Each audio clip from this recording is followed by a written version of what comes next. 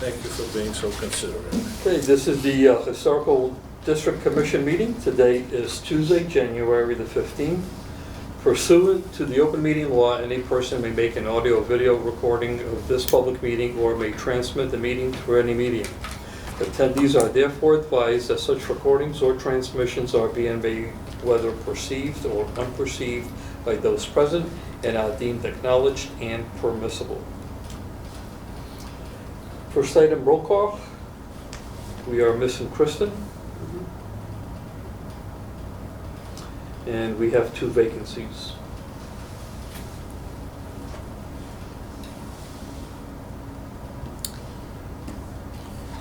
And I think item number 2 says vote for secretary. We had done that last week, so my apologies, I should have removed that.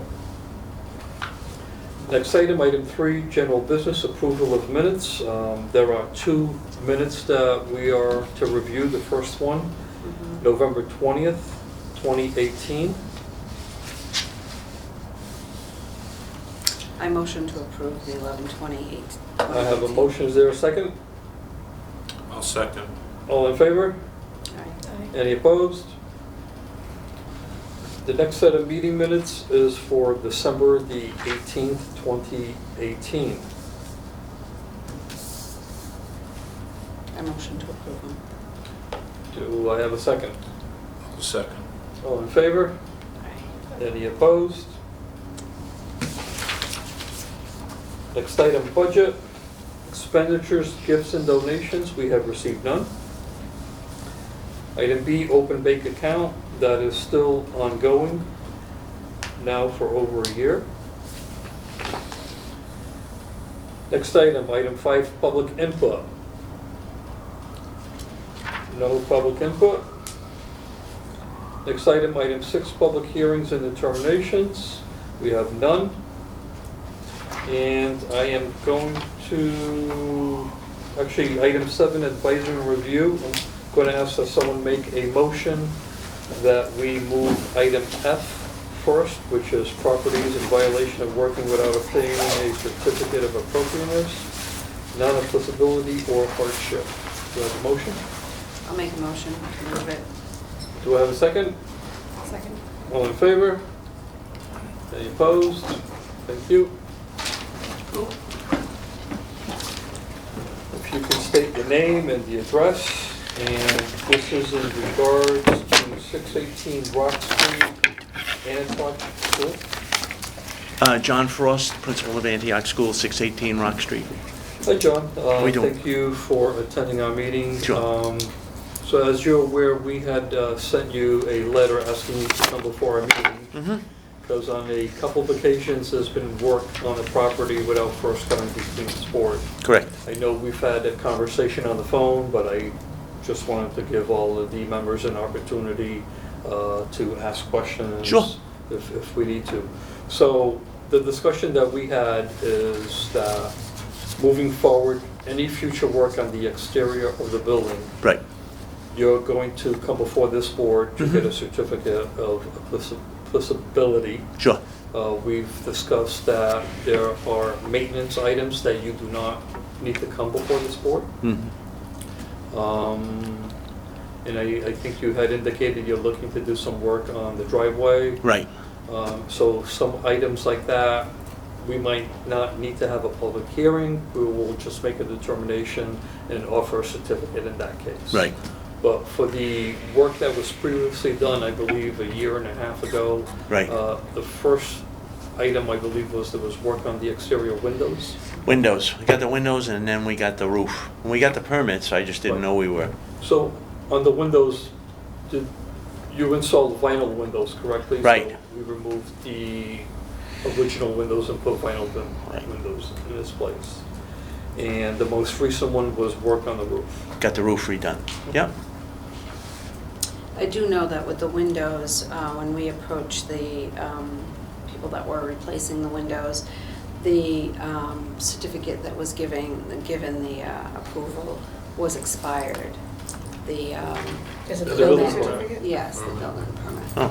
had been expired. Right, so I guess the understanding was from the contractor that was there. He basically said, oh, I have a building permit. Right, And we basically said, well, your building permit was issued 2 years ago. And the way building permits work is that every 6 months, the contractor or the property owner is supposed to send a letter to the building inspector requesting an extension, oh, okay, just for future Sure. references. Because I know these things last yeah, beyond 6 months. So that would be the process in order for you to have a valid building permit all the time. sure, And I've already spoken to the building department, let them know that the 47 properties, which your property is one of them, right, within that 40C district, anything on the exterior really has to come before us. And that's Sure. different than every other district in the city. okay, The surprising thing for me is that I understood that the 47 properties decided to be within the 40C district, so I was a little surprised that not everybody knows the process. So that's why it's really great that you're here, so that other folks that live in the district can understand that process Sure. also. good. Do we have any questions, or? Is there any work pending No, at this point? no, no. Next thing is, we're actually going for a portico from the, what is it, CPA? CPA. Yeah, So, an original portico that was originally built in 1896, and there was originally one there. So the next round of CPA, there's going to be a two-step process. There's going to be a September 1st deadline, which is just a one-page paper that basically says, we're looking to do a portico and it's historical. Right, And then the second part of it is on January 15th, today. It's the second part of it in which you're going to require a letter of support from us. mm-hmm, So when you do apply for CPA, do come before us to get a letter of support. And at that point, hopefully your architect or somebody would have done a drawing of what it looks like, and maybe you have some old photographs that Yeah, we show do. what it Yeah. used to look like. And then we will provide a letter of support for you to put in your application, okay, because that's one of the requirements that they ask, at least for the historical properties. that Yeah. You've come before the Historic Yeah. Commission or Historic District Commission. yeah, we've done that With the before. drawings? Yep, we'll have it all done up. And it's broken out in the ordinance that I provided there. Yep, And at any time that you have any further questions, you can go to our website in the city of Fall River. sure, Historic District Commission, there's quite a few helpful items in there. And one thing that I'm hoping that we will have by September is a set of standards. So if you're looking to the portico, they will give you the guidelines for how to go about doing that, or replacing windows and Mhm. things like that. sure, So back to the window part before I forget. Typically in historical properties, we want to keep the original windows. I Okay. know some folks feel that the single pane, they're not very energy efficient, but what we found is when they are restored correctly, they're just as good as a vinyl window. We only look for vinyl or a material that looks like the original to be done when you just can't salvage the window, like it's completely rotted. Yeah. There's just nothing that you can do. So for future references, Mhm. we prefer to keep the original sure, elements. And you can do anything inside the building. You don't need to ask permission for us, but I think even if you did renovations inside the building, the fact that you are going to have to pull a building permit, right, they would still see that you're in a 40 district. You would have to come before us, and we would give one of those non-applicability certificates. so one way or the other, Yeah. just come before the board, sure. So, And like I said, the only thing we're doing, hopefully, this next summer is the driveway. The driveway is original 1896, and it's Yeah. just concrete, it's all busted up, and kids are tripping and things like this, so we're gonna have to do something there for safety's sake. We're gonna have to do that, so. further questions for John? No. No. As long You have as any it's- questions for us? Nope, Thank very you very good. much for coming. My pleasure. Okay. Can I have a motion for us to go back to item A? Yeah, I'll make that motion, and we go back to, Do I have a second? on the, Second? All in favor? I, Any opposed? Next item, item A, design guidelines, CPA application, letter of support, and vote for CPA emergency funding. So the first item, letter of support, we need to vote to provide the Preservation Society a letter of support from the Historic District Commission indicating that we support their CPA application for the design guidelines that they've submitted. I believe today was the deadline for their application, but it's still good for us to give them the document, and they can always include it into the application afterwards. So, do I have a motion to provide a letter of support to the Preservation Society for the design guidelines CPA application? yeah, I'll make a motion that we Do I have submit a- a letter of support for the CPA application. Do I have a second? I'll second it. All in favor? Any opposed? So I'll put that together and I'll forward it to Mr. Jim Soul. The second item on the design guidelines, as you just saw, there are a lot of property owners within the 40C that still aren't aware of not only the process, but what they can and can't do on their properties. So this is really the second property owner that has come before us, and they really don't know what to do. And what this vote is basically to request that the Preservation Society, and it would be through a letter that we would produce, ask the Preservation Society if they could go before the CPC at its next meeting and request emergency funding for the design guidelines. And what that would do is the CPC at its next meeting would have to vote to see that it's an emergency. If they vote that it's an emergency there, they would have a second vote, and the second vote would be to fund the $50,000 request. If that happens at the next meeting, and I believe it's at the end of January, it would then move forward to the city council at its next meeting, and once the city council approves it, then the Preservation Society could hire the architect that they've identified in their application. They understand that it would take 6 months for them to complete that work. So if we all vote to request the Preservation Society to request emergency funding on our behalf, potentially we can have these guidelines around September. And it just wouldn't be helpful for us. It would be helpful for the CPC as they review 90% of their applications, which are in the historical category. It would be good for the Historical Commission and every citizen in the city of Fall River.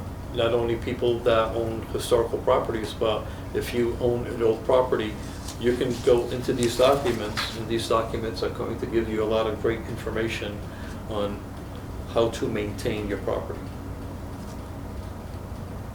So I have a couple of questions. So has the Preservation Society been, have you had discussions with the, So the discussion here since, would be for us to say, we believe that we really need these documents.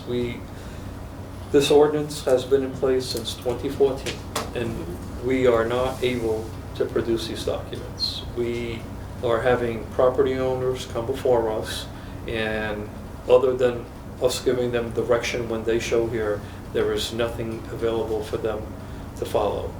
I personally believe that we need to give them as much information as possible ASAP, because what's happening is we're sending out certified letters telling these property owners you did something wrong, when in reality they just didn't know what the process is or what they can and can't do. And I think that's going to look negatively on us, especially when a lot of people believe that with a historic district commission or even a historical commission that there's all this red tape with historical properties, that you don't want your property to be historical. By making these documents available, they can easily see, yes, if you own a historical property, you can put an addition to it. Yes, you can do all of these things. You're really not restricted. These documents are actually providing you with the guidelines on how you can eventually do what you're looking to do on your property. I'm just concerned that, like, emergency funding, if we're stretching the request and using funding that is meant, you know, differently. That's my concern as to, When you say differently, what do you mean? like, I mean, what's the intent of the language of emergency funding? I would think it would be like something like the library roof, or, you know, like an actual, Right, so we've had many discussions on what constitutes an emergency application. we have, or, When I say we, the CPC committee, which I'm a member of, and we have now been able to come to a consensus as what is considered an emergency. Now, Tony Dias doesn't believe that the library roof is an emergency. To me, that project is a maintenance issue, in particular when Tony Dias, when he was with the Historical Commission back in 2014, put in a CPA application for the library roof, which was leaking at both ends, and the library board rejected that application. I know that Right. I know that has a lot of, like, there's a lot of complications with the Right. library roof. But the emergency for me is, here we are, a board Yeah. who is supposed to oversee what the 47 properties are supposed to do on the outside of the buildings, and we can't do our job. We literally cannot do our job. Yeah. Right now, it's my opinion, your opinion, instead of these people being able to go and download a document that says, here are the guidelines of what I can and can't do with my property. It makes it really difficult, and as far as I'm concerned, does not put people who have historical properties in good light, which goes back to, hey, there's all this red tape. Now, Can we get clarification, like, say, from Stuart regarding what emergency funding is for? I just don't want us to be using emergency funding in an improper way. so my recommendation to you would be, I believe, 2 meetings ago, 3 meetings ago, Stewart from the CPC had come down and did a presentation. And one of the questions was, what constitutes an emergency application? And he basically said, it's up to the committee to decide.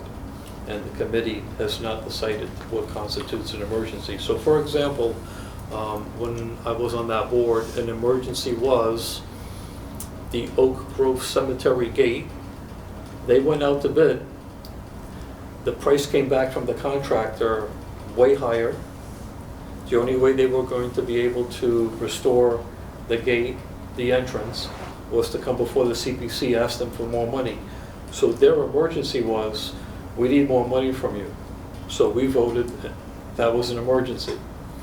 The mayor has come before us on the police station and basically said, there's a hole on the roof and we need $300,000 so that we can sell the building to a developer. We had a vote and we agreed that a hole on the roof was an emergency.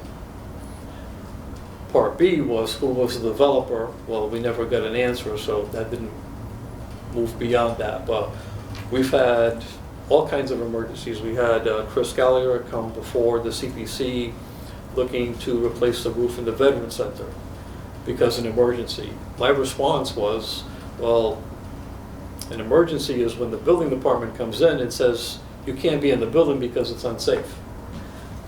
Get out.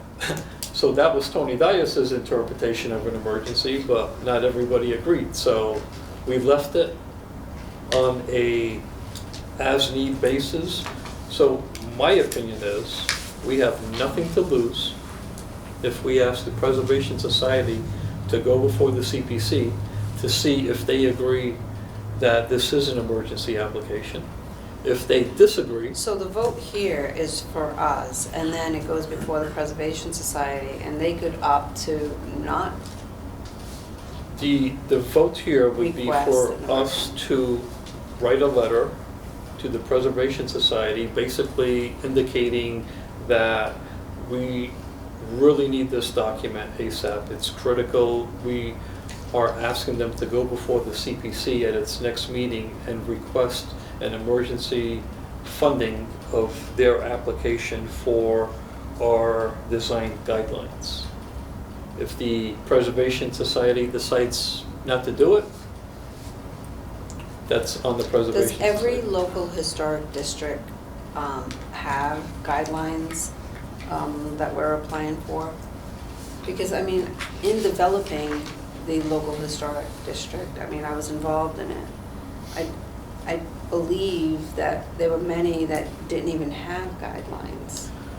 So I don't know what other cities and towns have as far as their ordinance, but our ordinance is very clear. Our ordinance say that guidelines will be provided. So I'm only going by our guidelines. Are we getting hung up on the term emergency versus, and I understand, Tony, that, you know, the need absolutely is there, and I don't disagree with that. Could we use the term priorities and set it as a priority? Then it would be up to the CPC when they receive that to say, well, oh, it's a priority, let's class it as a emergency, rather than we using the term. Emergency is a strong word, and it encapsulates a lot of things. So if we address this as a priority, which it is, and I believe we should get this as soon as it's physically possible, but I'm just wondering if we're not getting all hung up on this term. Let's send it out as a priority. It is a priority. Send it to the Preservation Society as a priority. You can look at that and see if it is in fact in your organization also a priority. Then let's send it to the CPC as a priority and let them convert that to emergency if that's the term that has to be used within the CPC. But let us send it through as a priority, and that eliminates some of I this. mean, I think we can combine that with a letter of support, asking them So, to Yes, make it, yes, but so that's, the way that it works with the CPC is, so today, January 15, was the deadline for the second portion of the application process. And starting at its next meeting, the CPC is going to be taking the applications, reviewing them, having interviews with all the applicants. And that process is going to continue until May, and they're going to pick which projects or make recommendations to the city.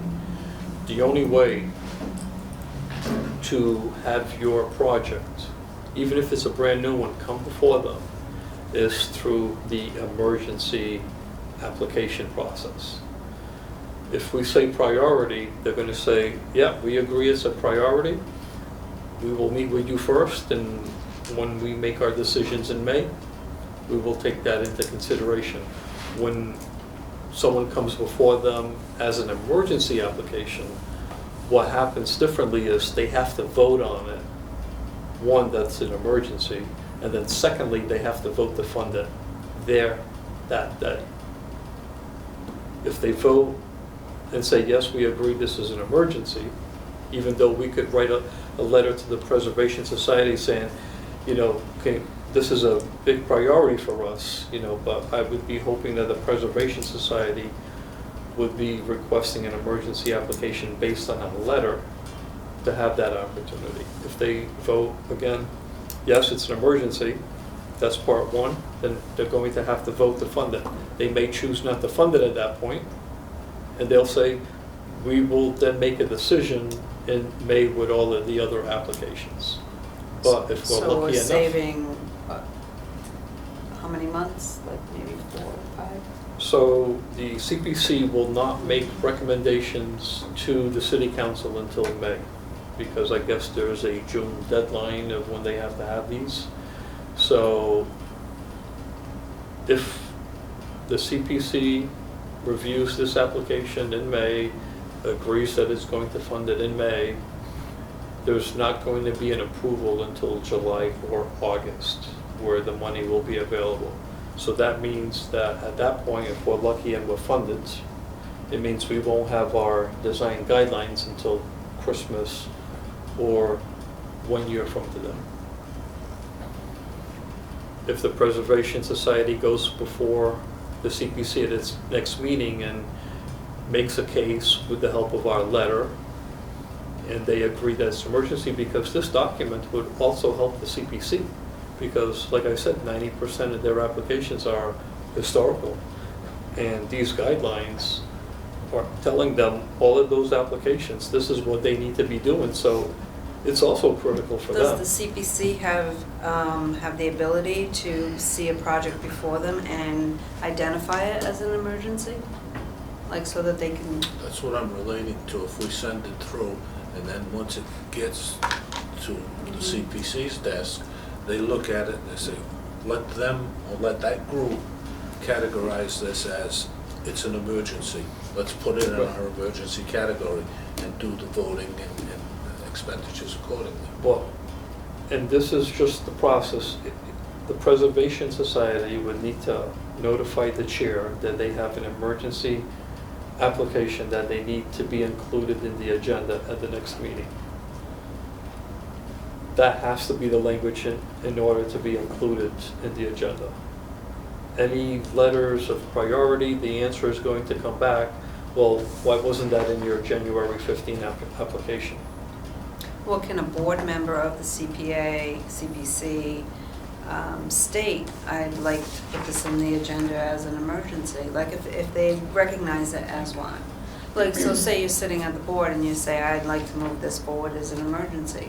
Can you do that as?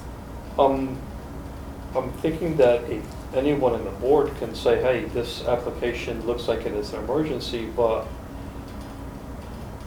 let's say, Richard, that you said that and you're on that board, I'm going to say, well, why didn't it come from that committee? You know, why didn't that committee provide a document to the applicant?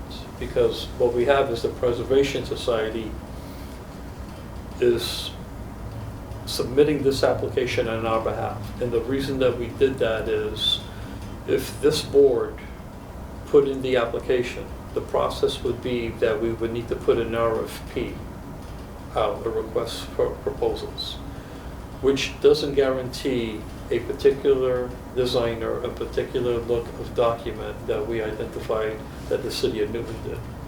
By having the Preservation Society submit this application on our behalf, they don't have to go through the RFP process. They can just say it's going to be architect firm A, and that's who they're hiring. And it's a much easier, cleaner process.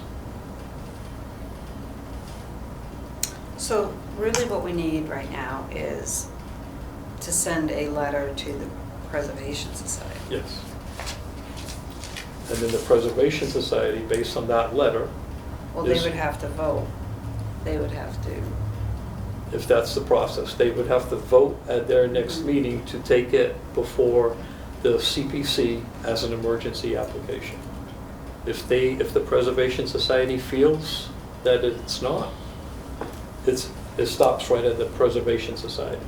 Well, how about if we send our letter as a priority to the Preservation Society and then allow them to rearrange that term emergency if necessary? We can do whatever this committee, I mean, the language to the Preservation Society can be, you know, this, I don't even need to use emergency or priority. It could be like, you know, we are having property owners come before us without information, and anything that you can do to move this application forward would be most appreciated. Or, I mean, I'm trying to resolve, I understand here, we got terms that we're getting hung up on. Emergency is a very, very strong term, and I agree with you Right. in this context. However, what I'm suggesting, and I concur with you, we need these designs, we need them badly here. We need it for all of us to be on the same Right. playing field, whether it's the Historic Commission or the Historic District Commission or CPC or anybody, the building department. We all need that same playing field. That's great, level playing field. So I agree with you, I'm 100% in your corner. I'm just hearing emergency So- versus not. Let's use another term that's softer. Let it go to the Preservation Society, and then let them take it from there, because they're going to hand in this document. So let us place on there, it is a priority, we agree, let's use that term if we want to use a softer term. Let the Preservation Society then look at this, take their vote, and if they determine it's an emergency because this document is also very, very valuable for their use, they could use the term emergency. I do know that it's been turned in, the entire packet got Right. turned in. The deadline, I believe, was yesterday. Today, at 12 o'clock. Oh, well, Yeah. probably working. I know because I was there at 10 o'clock with my applications, but. But it was submitted, so I don't Well, know. yeah, which is fine, it's already there, it's just you're coming before them saying, we found that here's an issue, like, for example, the gentleman showed up, we could have said, you didn't follow the ordinance, therefore, there's a $300 a day fine. Because that's exactly what the ordinance says, that if you do work without first coming before this board to get the certificate before you get your building permit, you are in violation and therefore a $300 a day fine. Well, the ordinance says that, so therefore the guidelines are not the ones that are gonna say that. The ordinance says it. We follow the ordinance. Right, so we could have said that. We could have said it, but what I'm trying to say is, so. Because um, we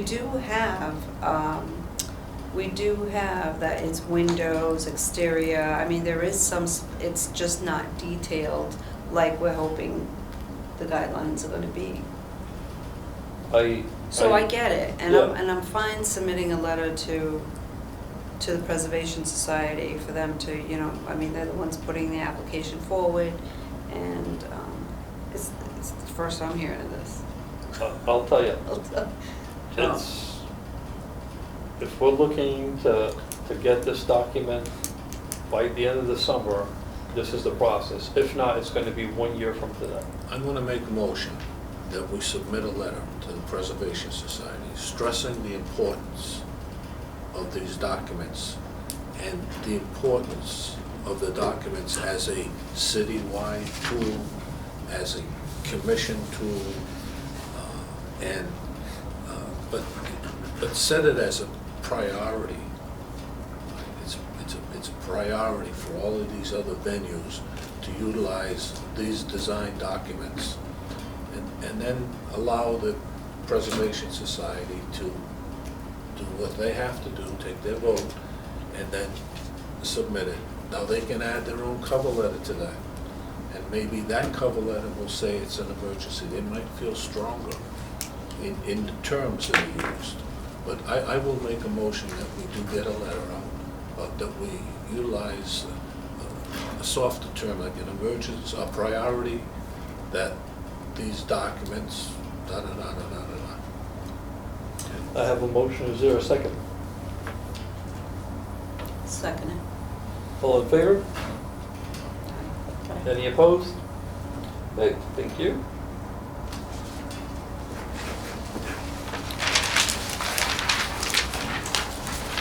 Next item, item B, Steep Brook Historic District.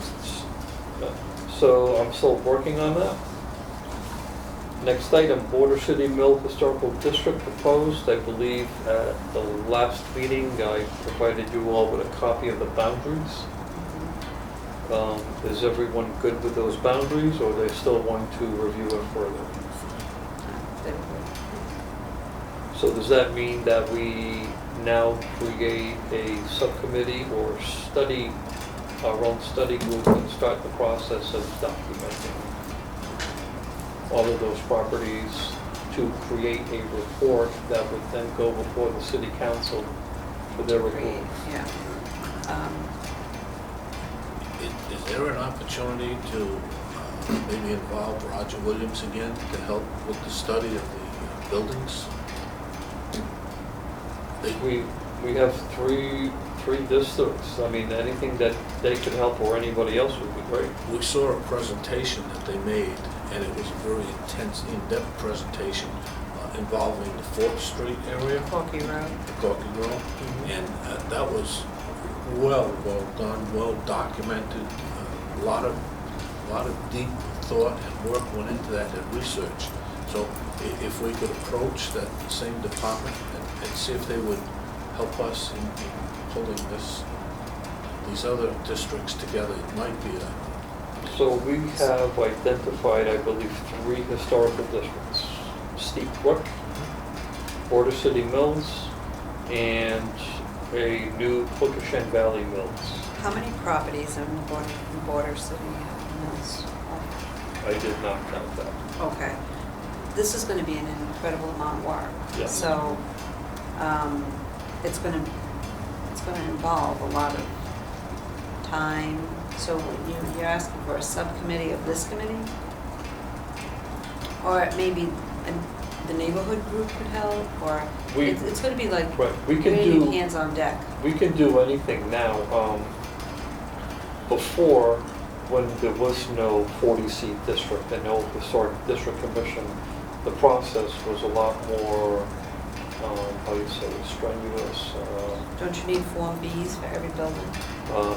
There's going to need to be, I think the first step that we've all agreed that that's the boundary, Mm-hmm. is to now go through the process of sending those property owners letters to let them know what it is that we're doing, to provide them with a questionnaire, what their feelings on it, and I think a little bit of education.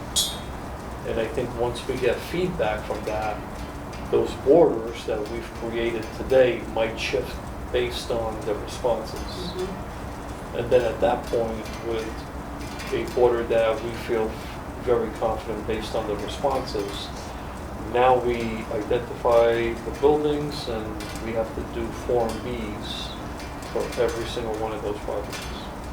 So, so the properties have to be identified, all the addresses. And then the questionnaire, is that gonna be sent We're out? still working on Yes, but is that gonna be sent out by whom? by us. We are the group that's doing this. Okay, so do you mail those out? Yeah. I mean, I can mail things out, that's not a problem, Right, but I'm we- not quite sure.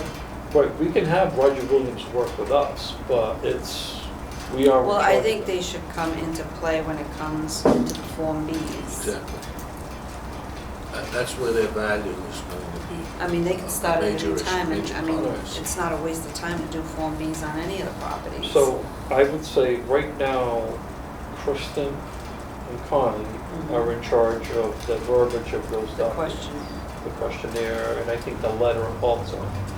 the verbiage was gonna be what you use, except we were gonna do it in checkoff form so Yeah. that it was easy to the eye. So I think once we have that document, I could easily list out the addresses and give that to Carrie, and then Carrie can mail it out. Sure.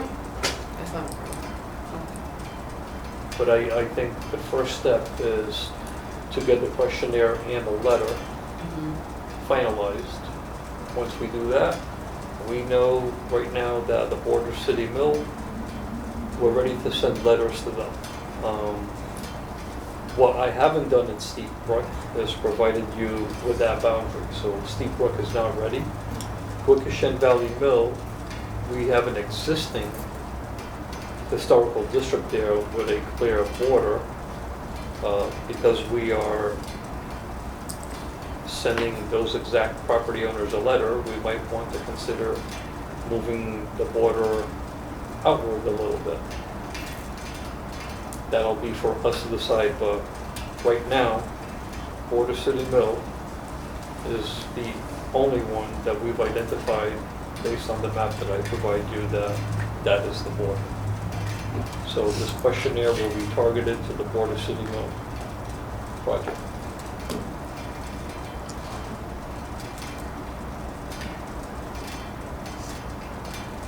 Questions? Comments? Send Concerns? myself notes. If you go a little, if you establish a steeper border, set of borders, and if you extend beyond that, a few homes, a few blocks, whatever we feel necessary, that would give us additional input also. Correct. So, I think by having the border, you're targeting the properties that you're sending a letter to. And then based on their response, you might say, oh, they absolutely don't want to be in this 40C district. So you might need to move the border either in, or if they are a property that happens to end on a corner lot, you have to actually still include them, but go to the next neighbor. Because at the end of the day, you only need a little over 50% consensus. Not everyone is going to agree to be in a 40C district. That's understood. and all I'm suggesting is that we go a few homes beyond the borders and supply them with the same documentation or letters saying that the borders are here, however we decide to write this, it'll be however we might or could we include your properties. So what I could do is I could use the border and say the property that touches that one and the property that touches that property. So, Those people will be the ones that get a letter. and that would give us a sort of a feel. In other words, if this neighbor says no, but you've sent something out to the next two, and we Right. get a positive feedback, then that's a good thing. It's just, you know, the Border City one, that's a pretty big, Sure is. but. Hence, if it's so large, a few other properties adjacent to it, it's not gonna make that, No, I mean, won't be that critical. I think at the end of the day, what's going to convince them is that they're going to realize about the red tape concern. You know, what you can do and what you can't do, and why should you want to be in a 40C district. And an example of why you should want to be in a 40C district is, let's say, for example, you live around St. Anne's Church, and there's the potential that the Archdiocese is going to raise the building.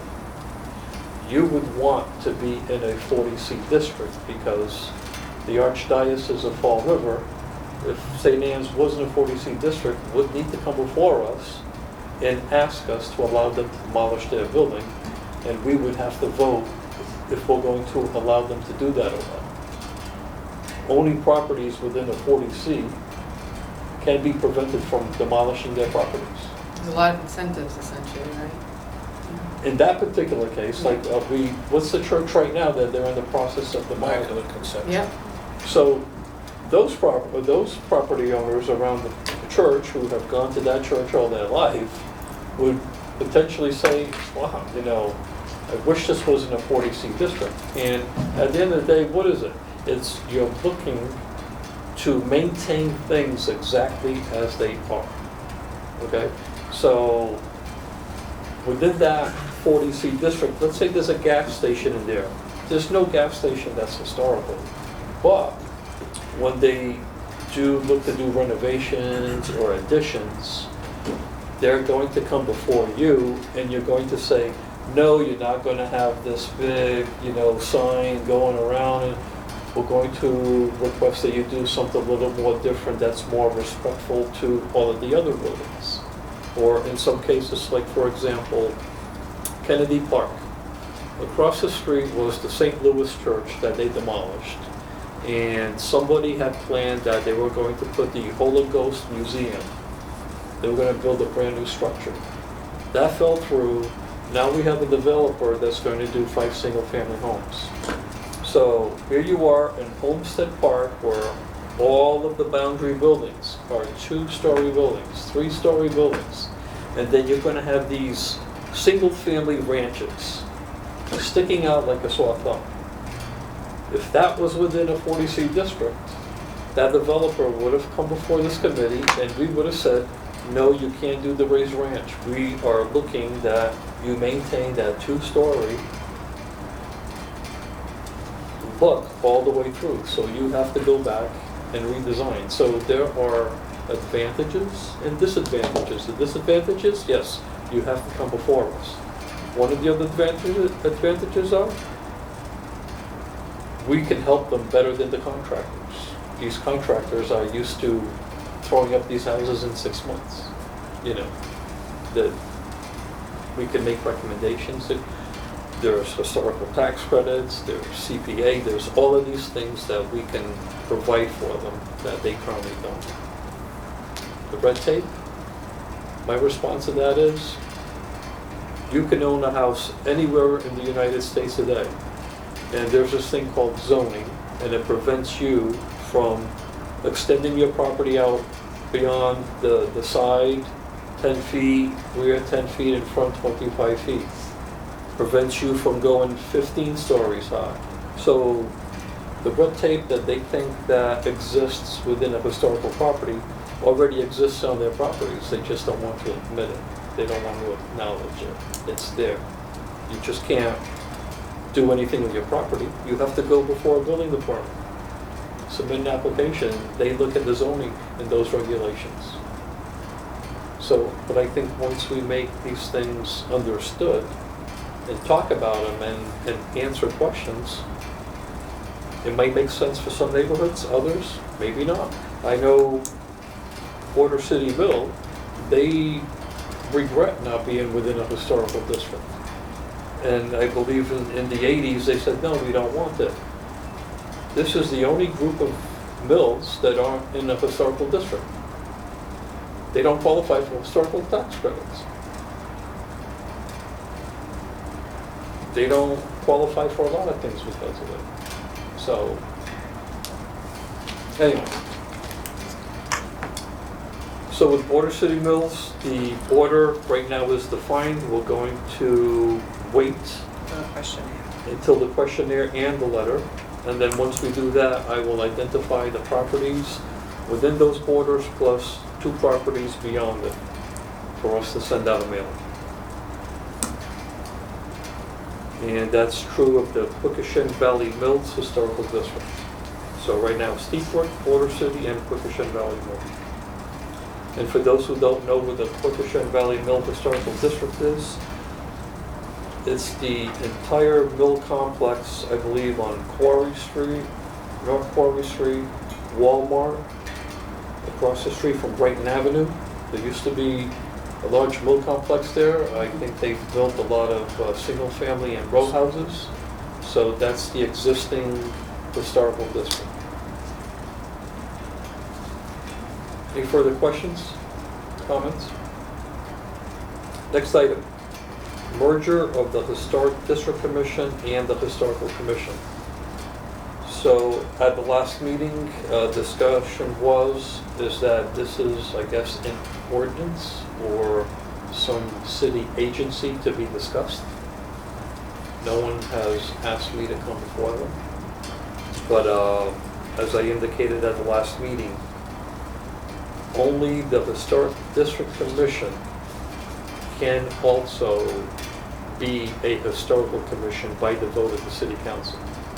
There is no language in the Historical Commission guidelines or Mass General Law that allows a historical commission to be a historic district commission. So it's only allowed through this body. Questions? It's only allowed through what, Tony? So Mass General Law basically says that if the City Council so chooses, they can vote to make us also the Historical Commission. Oh.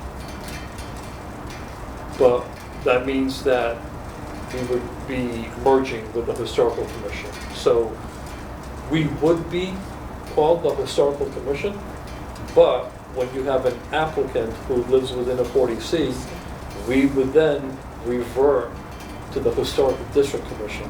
Put your other hat on essentially. Exactly, it's like twist the Turn it hat. around, yep.